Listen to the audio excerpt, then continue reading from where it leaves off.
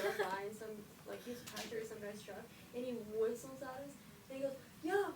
Nate? Whistles at you and Matt. Whistles at me and Matt downtown. He goes, "Hey, bitch, you don't drink too much," and then just keeps driving. Good guy. I was like, "Hey, what's he doing?" I definitely. Welcome to the second episode of Take One. I'm Lily Crolius. And I'm Harley Cope. We have a lot of stories for you guys today. And now, let's go thrifting.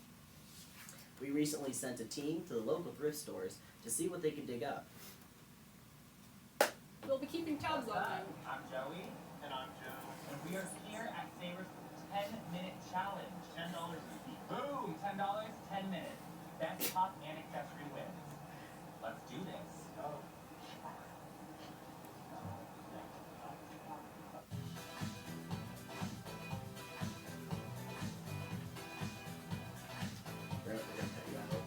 I'm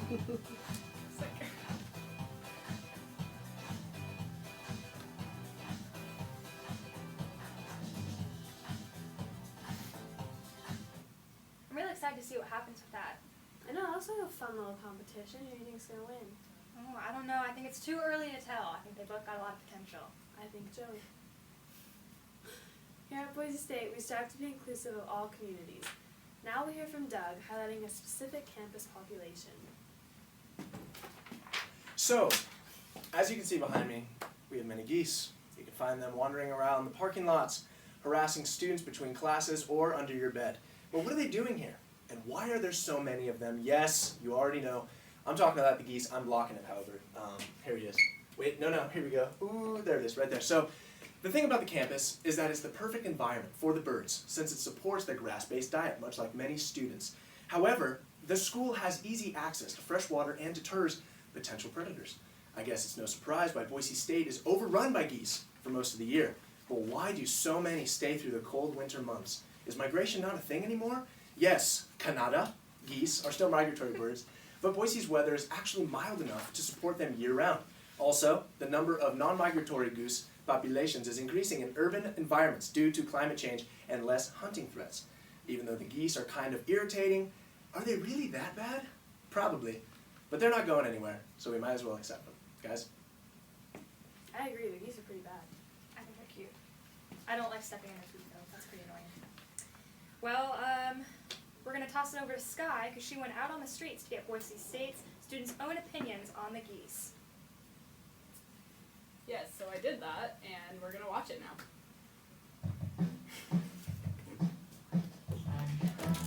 Hello, everybody.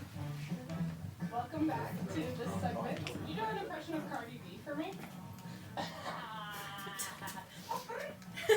That's pretty cool. I get that money. Oh my. Hey, come out to Sport Derby Days, Sigma Chi. How do you feel about the geese on campus? Oh, they suck. I mean, it's like kind of like a love-hate relationship, you know? It's like when you're going to class and they're honking at you from the top of the library, it's like encouragement. It's like a hello! Alright.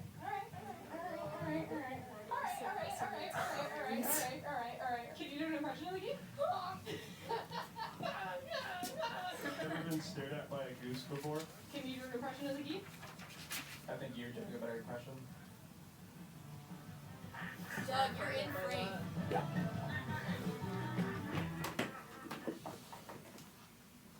Alright, Sky, we see you out on the street a lot. And this time we saw you with geese. Yeah. What was that like? Well, it was okay. I'm really sorry that you didn't make the cut. Oh, yes, that's right. Yeah, gotta give me more to work with. I tried. Yeah, oh well. With $10, can they complete the challenge? Let's see how Joey's thrifting is going.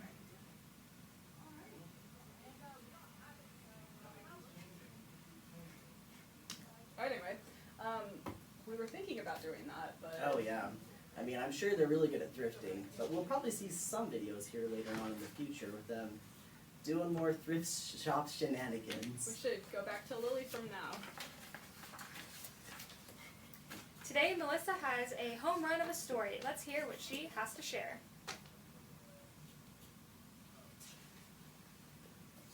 Thanks, guys. So 2 years after former BSU President Bob Kustra, I say that wrong every time, Kustra announced the revival of a varsity baseball team, the university has finally found them home. Boise State will play their first season home games in 2020 at Memorial Stadium. the current home of the Boise Hawks Professional Baseball Club. As the inaugural season for the new team quickly approaches, the decision for the team to play off campus has come after months of speculation.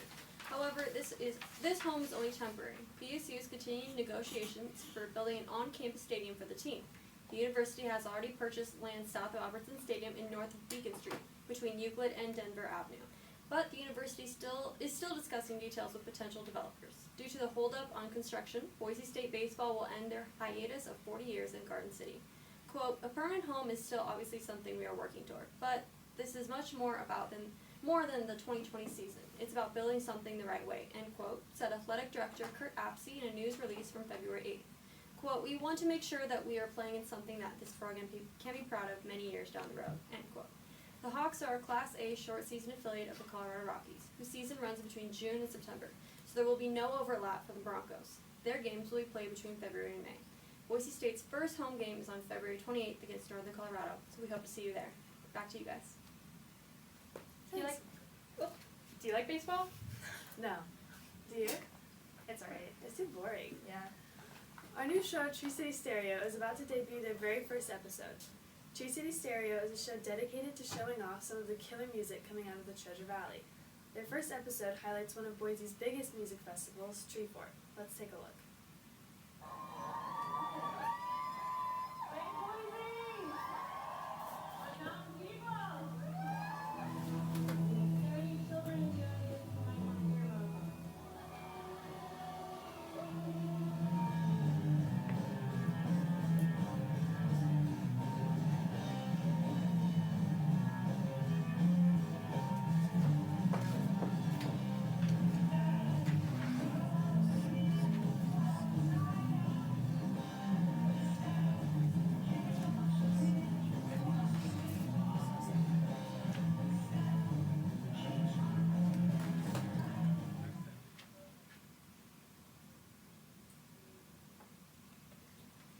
I, for one, have never been to that, but tell me about your experience.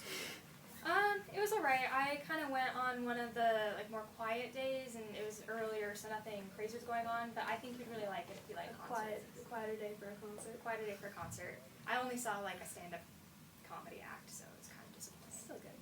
Yeah. All right, and you know what else is exciting? STDs. Let's toss it over to Alex. Thanks, guys.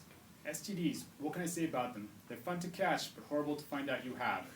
A recent report collected from data by the Centers for Disease Control and Prevention that monitored the most commonly diagnosed STDs ranked Idaho as one of the lowest in the country.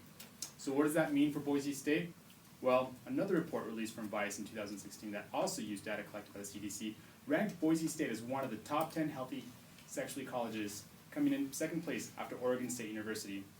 But hold on, Broncos, don't get too excited and start acting reckless. As the largest populated city in Idaho, Boise did rank as the highest in reported STD rates among the 7 health districts that make up the state. Quarterly reports that compare infection rates from October through December of 2017 to rates collected from the same time reported in 2018, saw a significant increase in 1 year alone. The executive director for Allies linked for the prevention of HIV and AIDS, Christopher Biederman, said that while Idaho may rank low compared to other states, it doesn't mean that infection rates are not increasing. Boise State Health Education Specialist Emily Gravel Fletcher also said that though the BSU community has not seen significant increases of STDs in recent years, it should not keep students from receiving regular screenings that are conveniently available on campus in the Norco building and for students and staff at reduced costs. Student Health Services also goes a step further and offers prevention and contraceptive methods free of charge to students at their offices. STD infections are expected to keep increasing as the population in Idaho and Boise grow.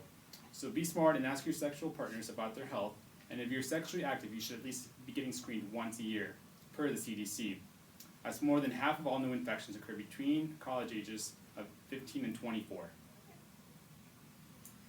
Stay safe out there, boys. Don't catch any of those diseases. Now we're going to jump back into the last little bit of the thrift shop challenge to see who came out on top.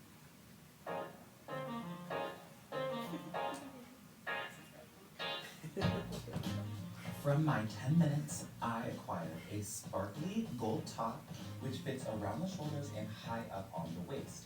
And then I got a gold belt. Not only just a gold belt, but a name brand Steve Madden gold belt as an accessory to really cinch my waist and add figure to my body. As you can see, I practically am the winner, but it's up to you guys, so.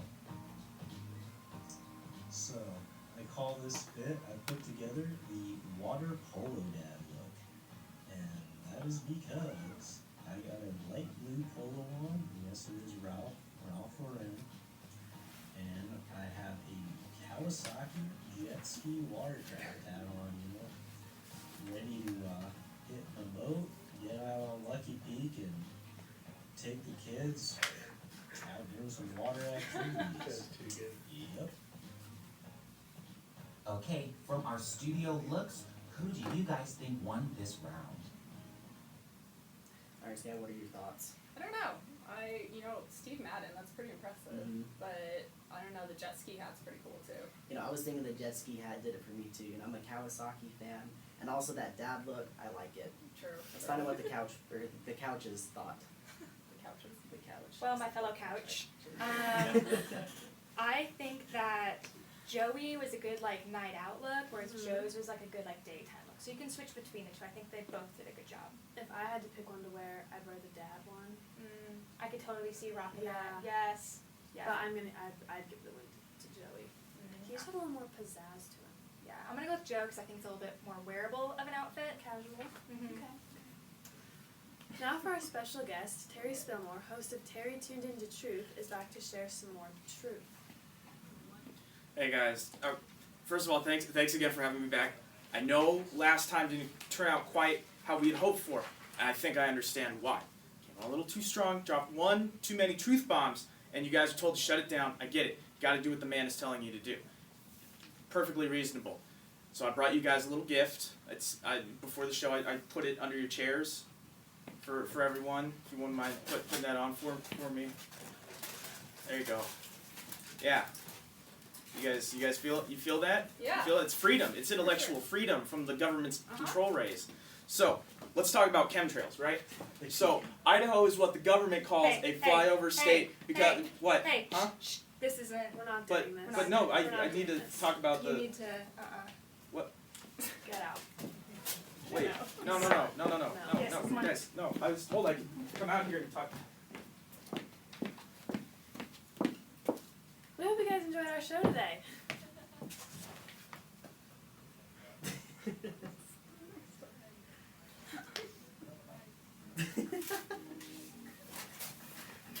What do they call them over there? The couches? Or I feel so bad doing that to you. The couches? Go back to the couches. Because normally it's a desk. Because that works We only really have, what time is it? Why would you refer to it back over to the desk? I didn't. That's what I did last time. I had covered on